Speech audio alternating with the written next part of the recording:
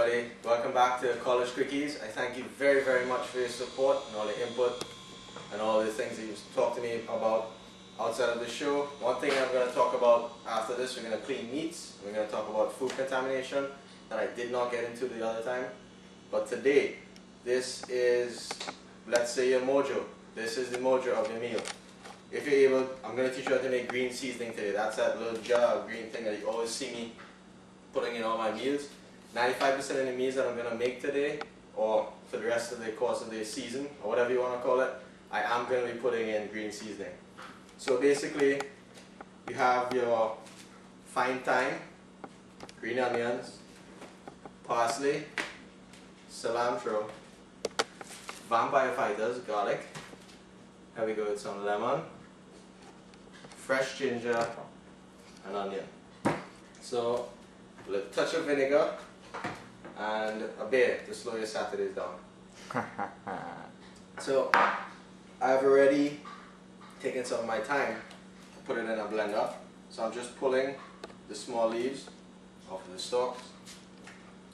From here, I already peeled the outside of my ginger. So I'm just going to chop it up finely so that when it enters the processor, it'll be good to go. So as you can see, my ginger went right into my blender. So I've already pre-washed some of the parsley. So as you can see, I have a handful of parsley. You might just want to chop it up a little bit so that it blends a lot easier in your blender. So there you go, nice handful inside there. Now, a lot of people are scared of cilantro, and cilantro is very reminiscent, or very just like another herb that we have at home called shadow benny, and it's a wild bush, but it's like almost the same smell and taste as cilantro. I love cilantro because to me it enhances a meal, but if you really don't like it, don't put much of it in, or if you don't want to put it in, that's fine, it's not a big deal. Your green seasoning is just not going to taste like mine, it's just going to taste like your green seasoning. So, green onions, a lot of people chop all of this off on your green onion. I don't, at home, usually, I just take off the edge, right here. The wonderful thing about this vegetable or fruit, I'm not sure which one it is, you can take this and put it in a cup of water and it actually re-sprouts on its own and it starts to grow again. And once you see a fresh green start to come out of the bud, you can plant it outside, and every time that you buy green onions, you just keep replanting them, and eventually you're going to have your own supply of green onions. Today I'm going to throw these away. I'm too lazy. Alright, so we're chopping up. Let me see if you can see me here. There we go. We're chopping up the green onions. This is a very, very potent mixture of greens, but I promise you, if you add it to any of the food that you eat, I put it in my eggs, I put it in my ramen, I put it in everything that I do. Garlic, vampire fighters, here we go. This is pre-washed garlic. If you want, buy a clove, pound it, chop it, you'll be good to go. So I have my ginger, parsley, green onions, cilantro, and garlic. I'm going to put my onions in.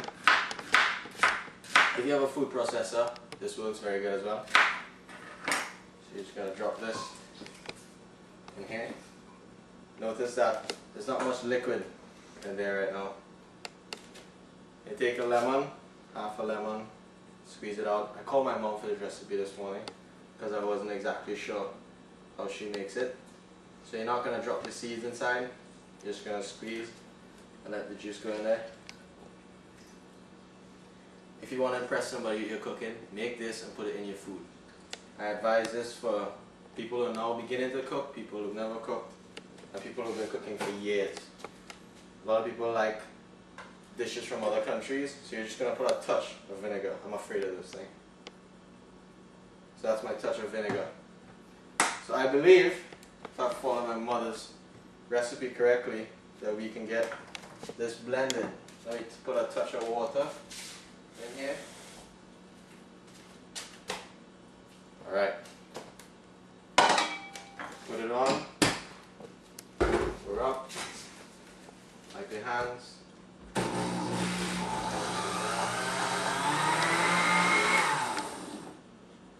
usually happens in a blender.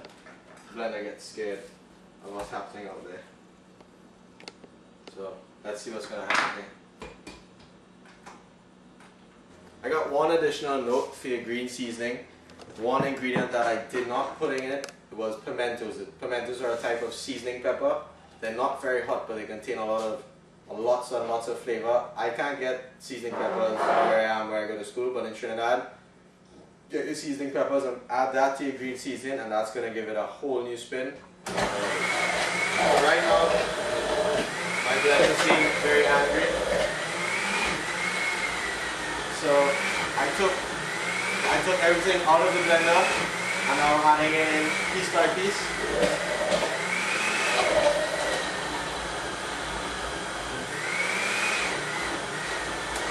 Put it on high till I get a good mix.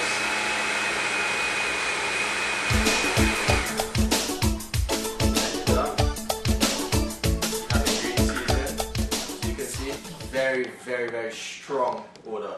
The onion, the garlic, everything is gonna kind of burn your nose a little bit, but this is it right here. You get your jar, and a spoon. This is what it looks like in the end. See how rich that looks? Very vibrant green. You put it in your jar, and you're good to go. Place your jar in your fridge. This should last you. You're gonna put, every time you're gonna cook, you're going to take about this amount, place it in your food at the beginning and a little bit close to the end, and I promise you that your food will taste so amazing. This is what it looks like in the end. So you have your jar of green seasoning. That should last you almost a month. Depends on how much you cook. My last tip for you, to wash your blender, a little water and soap. Come in, fill it with some water, wash out the sides, put back on your cover. Drop it on your blender.